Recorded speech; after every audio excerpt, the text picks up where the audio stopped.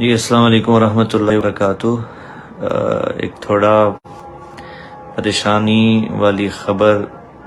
تھی، الحمدللہ اب نہیں ہے۔ آپ سے شیئر کرنا تھا، آپ سے عرض کرنا تھا کہ آپ سب جیسا کہ دیکھ رہے ہیں سوشل میڈیا پہ کہ اس وقت والد محترم مولانا طارق جمیل صاحب کینیڈا میں موجود ہیں۔ تو آج پاکستان کے وقت کے مطابق دوپہر 1 بجے اور رات کے کینیڈا کے وقت کے مطابق رات کے 3 بجے ان کو دل کی تکلیف ہوئی ہے، ہارٹ کا ایشو ہوا اور تھوڑا چیسٹ میں ان کے درد ہوا، سینے میں درد ہوا۔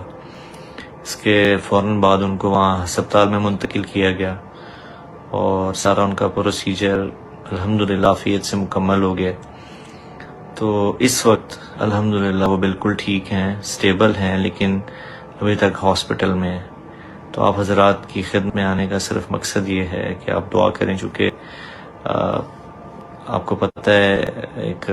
اپنے گھر سے دور ہونا، فیملی سے دور ہونا، ہم لوگ یہاں ہیں وہ وہاں ہیں، تو یقیناً یہ تھوڑا پریشانی کا باعث ہے،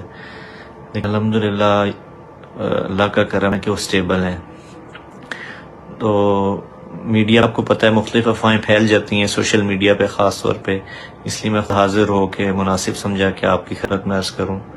کہ آپ سب جتنے بھی بہن بھائی میری بات سن رہے ہیں، آپ سے دعاؤں کی درخواست ہے کہ آپ دعا کریں کہ اللہ تعالیٰ ان کو مکمل صحت یاب فرمائے اور خیر و عافیت سے اللہ تعالیٰ ان کو پاکستان